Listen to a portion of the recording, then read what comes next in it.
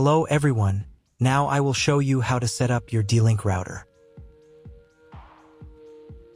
And before I start, I want to remind you that if my video will help you, please support my work. Half of all donations I send to animal shelters. All details are in the description down below. So, first thing you need to do is turn on the router. Take the power adapter. Plug one end into an outlet and the other into the router.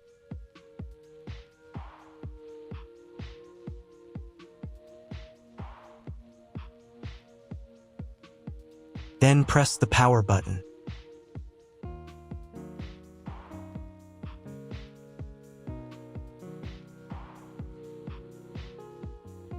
When the router is powered on, the light will turn on. It may take a few minutes for it to completely turn on. Next, connect the cable from your broadband provider or from your modem to a special internet port. This port usually has a different color and labeled as WAN. Each cable should be inserted until it clicks. Now you need to reset the router to the factory settings. Press and hold the reset button on the router for 10 seconds, until the indicator lights on the router begin to flash. Sometimes this button is located inside the router casing to avoid accidental pressing. In this case, use a thin object to press on it.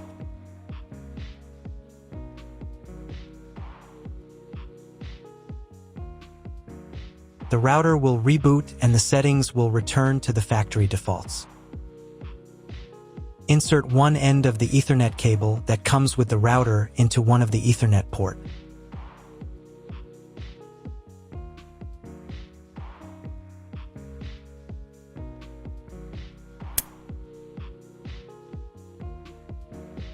And the other into your computer's Ethernet port. Please wait a few minutes for connection. The router is now connected to your computer. Now you need to set it up. But first, I will show you another method for connecting the router if you do not have an Ethernet cable or your computer does not have an Ethernet port. Connect the router to the power adapter and cable from your internet provider. This will enable Wi-Fi. If the router is new and has never been configured, the Wi-Fi network will have the name of your router. Your router has its own Wi-Fi network name and password printed on a sticker. Connect to it.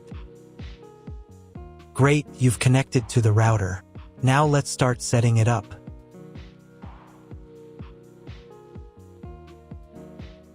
First, open your web browser and visit the URL you see on the screen. Use the URL bar instead of the search bar.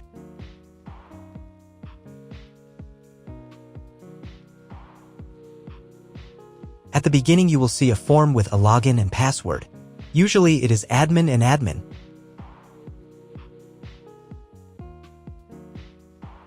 If these credentials are wrong, then find label on your router. The credentials are often printed on the bottom of the device.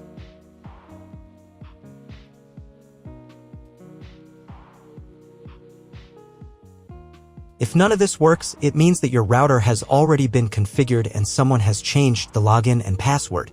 If you can't find out the login credentials, just reset the router to factory settings. And then log into the router's personal cabinet using the standard credentials. If your router settings do not look like mine, it means that your router has a different firmware. I made a video for every firmware type. You can find all the links in the description down below. I want to warn you right away that there are many firmware versions and they may differ slightly. But don't worry, you will succeed, just watch the video and follow the instructions. First, you need to change the default password for the router's admin panel.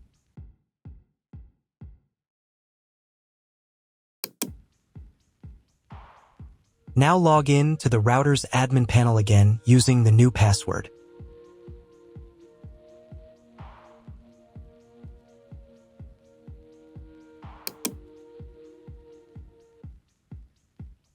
Here, you can change the router interface language. I will keep the language as English. To start the setup process, go to the Click and Connect menu. Click Next. On the next page, select your internet provider. From the provider drop-down list, select your country and operator if you are going to configure a 3G network connection, or leave the manual value if you are going to configure a WAN connection of another type or want to specify all settings for your 3G WAN connection manually. Click Next. On the next page, select connection type. You can find it in the contract with your internet provider. If you're not sure what your connection type is, choose this one. It's the most common option. Click Next. Enter the connection name. This is not your Wi-Fi network name, so you can leave it unchanged. Click Next. On the next page, you can check the settings.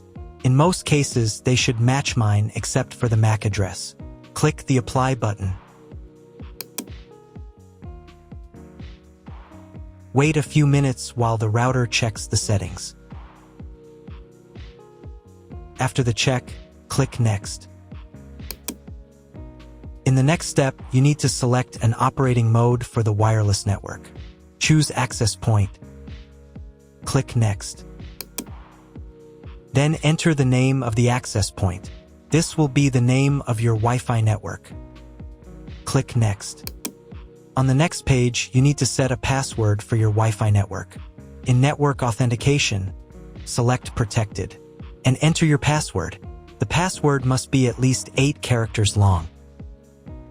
Click Next.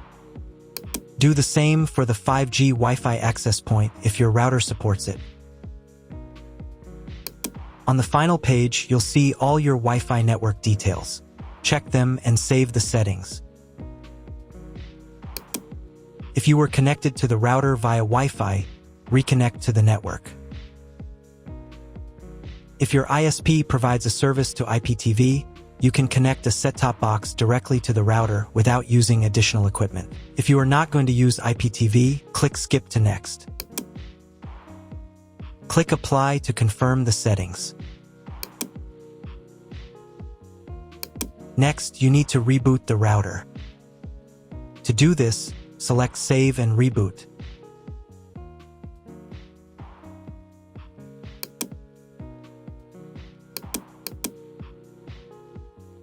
Wait a few minutes for the router to fully restart. Now check if the internet is working. Just try to Google something.